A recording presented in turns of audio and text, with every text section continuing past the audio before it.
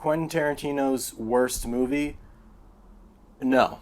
Oh, hell no! I think it's good. I think it's not quite at the top, but Tarantino has such an extensive catalog that's still a pretty high honor. It's not the worst, it's not the best. I think it finds itself somewhere in that middle of the road pack.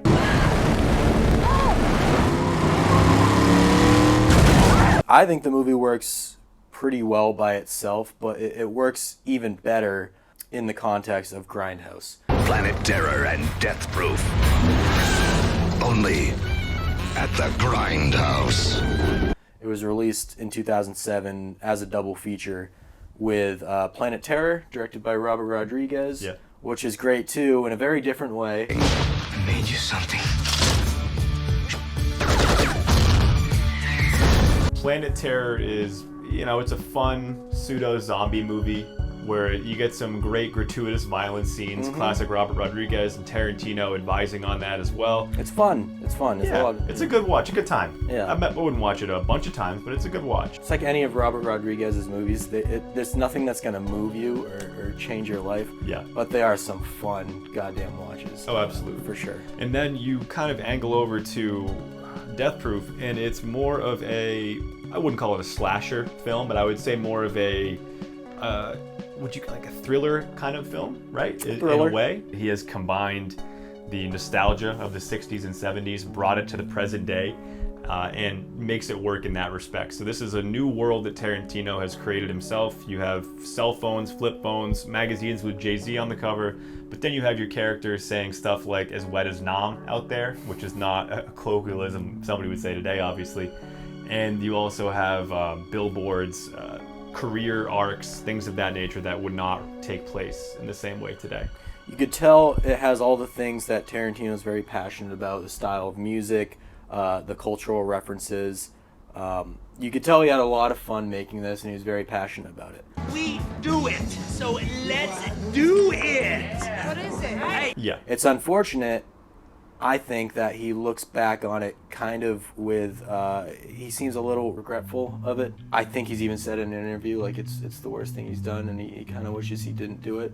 I'm just thinking back to the point when this is made, right?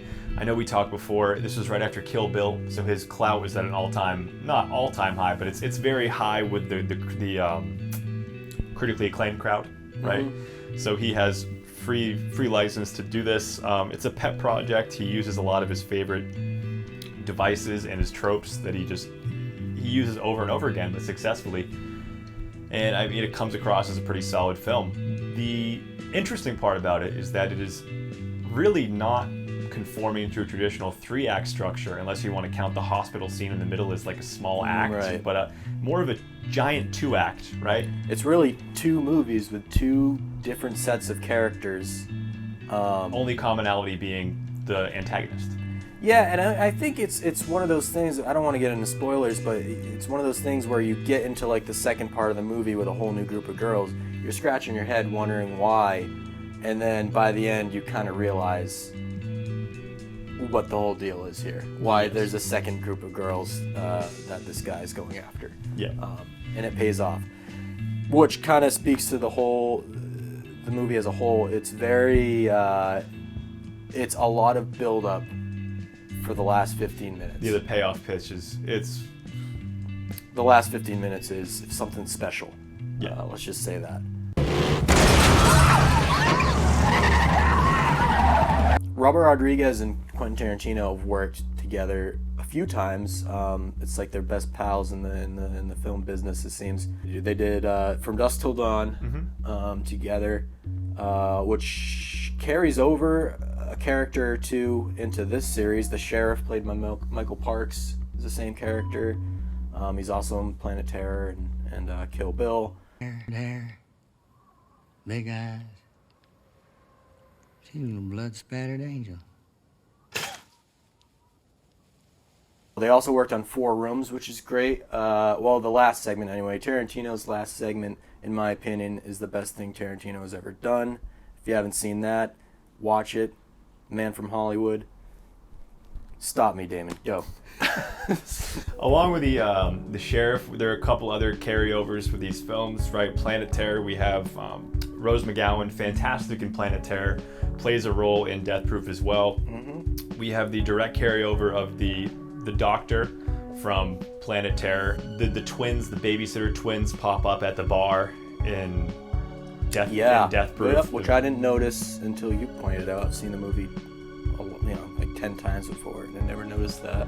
It was, it was really cool. There were definitely carryovers. We see that Tarantino, as per usual, loves his own cameos. He's not subtle about his cameos, for sure. He might as well be holding a sign that says, "Hey, it's me, Quentin Tarantino. Yeah. I also directed this." Yep. So the actual antagonist in this film, you don't really notice at first because his first few lines are actually really artful, which is a trait of a serial killer or a sociopath, right? He comes off as this smooth-talking guy, creepy scar, ominous scar on his face. He's like a combination of John Wayne, Steve McQueen, and maybe old Kurt Russell when he was an action star, right? You know what? Yeah, it's like he's parodying himself. Yeah, that's what I really liked. Again, to my favorite comparison, Once Upon a Time in Hollywood, where Leo was in effect, and not as much Brad, because Brad's not a stuntman, but Leo in that movie as a Rick Dalton was kind of parodying himself in a way. You're sitting there like a fucking baboon. And I think that he did a similar thing here with Kurt Russell parodying himself, right? Tarantino is quoted as saying, not exactly paraphrasing, I really wish that people could know Kurt Russell not as the guy who was the coach in Miracle, but the guy who was in things like Escape from New York, right? These old action films that were really ahead of their time. Big Trouble in Little China. There's also one scene that's talking about comparisons with Tarantino's movies. There's one scene that's very, very similar to the opening scene of Reservoir Dogs, where the second group of girls are talking in the table. I believe the whole scene is in one shot. I don't think it cuts ever. Just like in Reservoir Dogs, it just goes slowly around the table where they're talking about what seems like trivial stuff, but it does come into play later. Some big character building there for sure. Involving a gun. The two groups of girls that we see in the first half and the second half of the movie both have differences enough where I thought the first group of girls maybe had a little more personality, where the second group of girls had more practical skills and talents, right? It seemed like in the first one they were sharing the attention more equally, where in the latter part Rosario Dawson really dominates, in my opinion, as far as the character that you can become like latched onto. Some of the girls notice that they're being stalked by this car, and they have their suspicions that he's a dangerous guy, and they end up being right. As you find out halfway through the movie, you get, let's just say it, fuck it, there's 5 deaths in one scene. Crazy scene in general.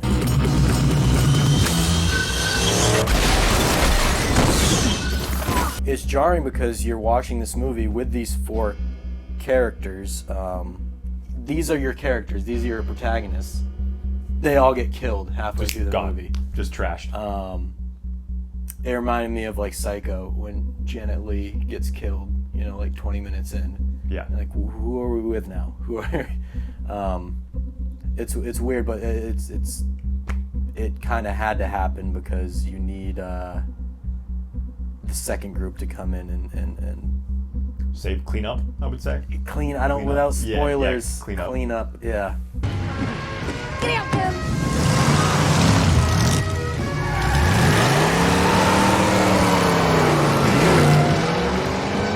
Should we just get right into the ending? Just greatest car chase scene in any movie I've ever seen. Oh, it's impeccable. It is great. Part of why that is because it starts with Zoe Bell on the hood of the car. What did they call it? What's the? Is it something mast? Ship mast? Ship's mast? Ship's mast? I want to play ship's mast. Ship mast? Ship's mast. Ship mast? Ship's mast. It's interesting because they're talking about it. They're talking about doing this thing. We don't know what it is. We have no idea. We know it's dangerous. We know it's dangerous. We know they talked about never doing it again, and we're just wondering what the fuck are they talking about. And then you see what the stunt is, and it's a real stunt. As far as I know, she's really on there. Yeah. The car is really, bumping them. It's as dangerous as it looks. I like the second half of the film because, in a way, without giving too much away, it exposes Kurt Russell in a light that is not necessarily always in control, always tough guy. Yeah. It's a definite shift in that, which I think is cool. Any kind of Tarantino film, the man loves revenge. Let's kill this bastard. Okay, get your ass in the back. Let's go. He loves the idea of vengeance and everything in that regard. So we definitely, he stays true to that.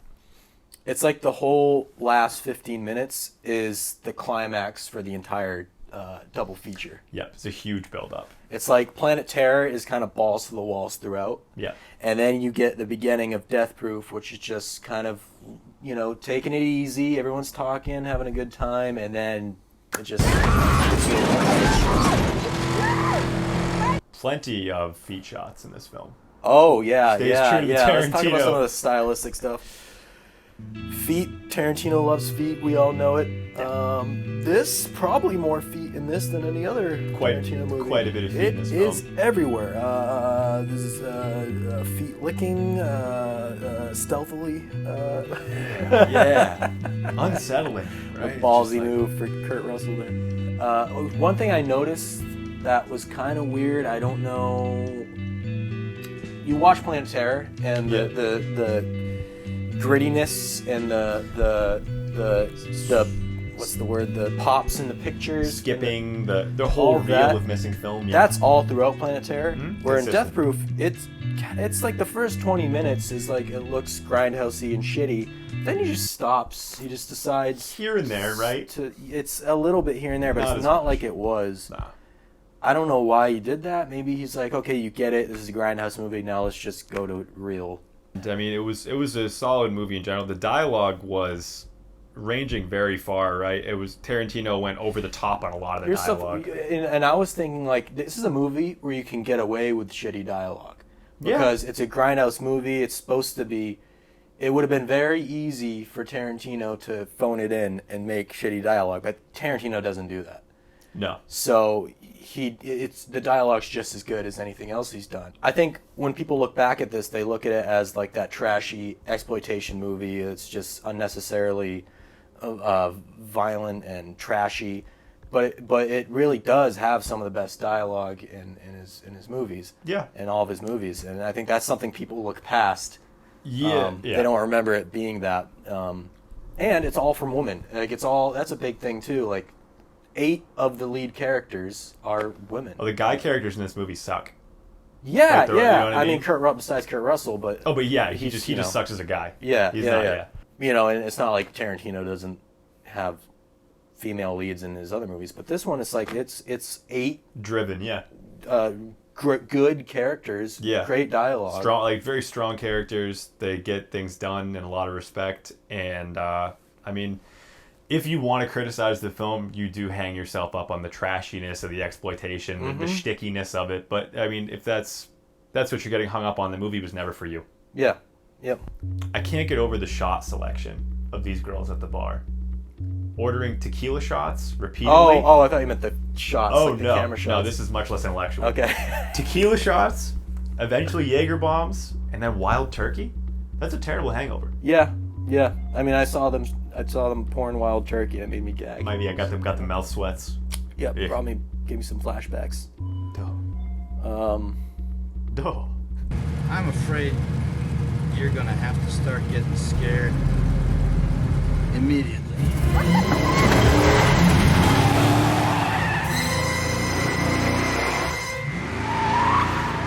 Well, I just want to say with Tarantino, I don't think there is a worst film. It's a better word would be it's what's his weakest film. Yeah. I think it's Django. I love Django. I think it's a great movie. But if I had to pick a weakest, I think that would be it. It's his most commercial, maybe besides Inglourious Bastards. It's his most kind of Hollywood, audience friendly, and that's not the reason why I don't like it. I just think it's his weakest film. It's not. Yeah. Don't hate me, but Django's his worst. Death Proof might be second.